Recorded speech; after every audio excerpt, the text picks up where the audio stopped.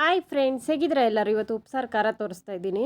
ಇದನ್ನು ಮೊಸರು ಹಾಕ್ಕೊಂಡು ಸ್ವಲ್ಪ ಚಟ್ನಿ ಹಾಕ್ಕೊಂಡು ಸಮೇತ ತಿನ್ಬೋದು, ಇಲ್ಲ ಕಾಳು ಬೇಯಿಸಿ ನೀರಿದ್ದರೆ ಅದ್ರ ಜೊತೆಗೆ ಮಿಕ್ಸ್ ಮಾಡ್ಕೊಂಡು ಮುದ್ದೆ, ಅನ್ನ, ನೀವು ಚಪಾತಿ ಎಲ್ಲ ತಿನ್ಬೋದು. ಇದನ್ನು ಹೇಗೆ ಮಾಡೋದು ಅಂತ ನೋಡಿಸ್ತಾ ಇದ್ದೀನಿ ಇವತ್ತು. ಬನ್ನಿ ಹೇಗೆ ಮಾಡೋದು ಅಂತ, ಏನೇನು ಬೇಕು ಅಂತ ಹೇಳ್ತೇನೆ. 10 ಮೆಣಸಿನ್ಕಾಯಿ, ಬಾಡಿಗೆ 5, ಖಾರದ 5, 2 ಬೆಳ್ಳುಳ್ಳಿ ಬಿಡಿಸಿಟ್ಕೊಂಡಿರೋದು, 1 ಹಿಡಿಯಷ್ಟು ಕೊತ್ತಂಬರಿ, ಅರ್ಧ ನಿಂಬೆಹಣ್ಣಷ್ಟು ಹುಣಸೆಹಣ್ಣು, 1 ಟೇಬಲ್ ಸ್ಪೂನ್ ಜೀರಿಗೆ, 2 ಟೇಬಲ್ ಸ್ಪೂನ್ ಮೆಣಸು.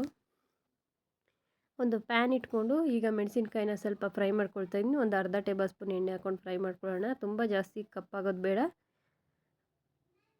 ನೋಡಿದ್ರಲ್ಲ, ಈಗ ಫ್ರೈ ಆಗ್ತಾಯಿದೆ. ಇದಕ್ಕೆ ಬೇಕಿದ್ದರೆ 1-2 ಎಲೆ ನೀವು ಕರಿಬೇವನ್ನು ಹಾಕ್ಕೊಳ್ಬೋದು. ತುಂಬ ದಿವಸ ಇಟ್ಕೊಳ್ಳೋಂಗಿದ್ರೆ ಕರಿಬೇವೆಲ್ಲ ಆಗ್ತಾಯಿಲ್ಲ. ಹಾಗಾಗಿ ಇದೊಂದು ವಾರ ಇಲ್ಲಾಂದರೆ 10 ದಿವಸ ಕಂಪಲ್ಸರಿ ಇಟ್ಕೊಳ್ಬೋದು, ಏನೂ ಹಾಳಾಗೋದಿಲ್ಲ. ಈಗ ಇಟ್ಕೊಂಡಿದ್ದಂಥ ಮೆಣಸು, ಜೀರಿಗೆ ಎಲ್ಲ ಇದೆಯಲ್ಲ, ಅದನ್ನೆಲ್ಲ ಮಿಕ್ಸಿಗೆ ಹಾಕ್ಕೊಳ್ಳೋಣ.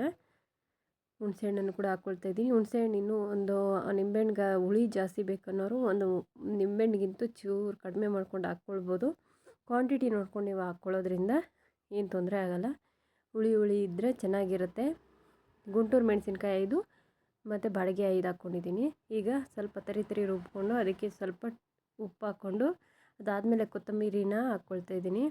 ಕೊತ್ತಂಬರಿ ಲಾಸ್ಟಲ್ಲಿ ಹಾಕ್ಕೊಳ್ಳೋದ್ರಿಂದ ಸ್ವಲ್ಪ ಚೆನ್ನಾಗಿ ಟೇಸ್ಟ್ ಇರುತ್ತೆ ಅಂತ ಒಂದು ಟೀ ಕುಡಿಯುವಂಥ ಗ್ಲಾಸ್ನಲ್ಲಿ ಅರ್ಧ ಗ್ಲಾಸ್ನಷ್ಟು ನೀರು ಹಾಕ್ಕೊಂಡು ರುಬ್ಕೊಂಡಿದ್ದೀನಿ. ತುಂಬ ಜಾಸ್ತಿ ನೀರು ಹಾಕಿಲ್ಲ. ನಾರ್ಮಲಾಗಿ ನಾವು ಚಟ್ನಿ ರುಬ್ಕೊಳ್ತೀವಿ, ಅದಕ್ಕಿಂತ ಚೂರು ಗಟ್ಟಿನೇ ಇದೆ ಇದು ಹೇಳ್ಬೇಕಂತಂದರೆ. ನೋಡಿದ್ರಲ್ಲ, ರೆಡಿ ಆಯಿತು. ಇದೇ ಉಪ್ಸಾರು ಖಾರ, ತುಂಬ ಚೆನ್ನಾಗಿರುತ್ತೆ ಟೇಸ್ಟು. ಈ ವಿಡಿಯೋ ಇಷ್ಟ ಆದರೆ ನೀವು ಲೈಕ್ ಮಾಡಿ, ಶೇರ್ ಮಾಡಿ, ಸಬ್ಸ್ಕ್ರೈಬ್ ಮಾಡ್ಕೊಳ್ಳೋದನ್ನ ಮರಿಬೇಡಿ. Thank you for watching. ಈ ಥರನೇ ನಿಮಗೆ ಮತ್ತೊಂದು ವಿಡಿಯೋ ಸಿಗಬೇಕಂದ್ರೆ ಬೆಲ್ ಐಕನ್ನ ಒತ್ತಿ.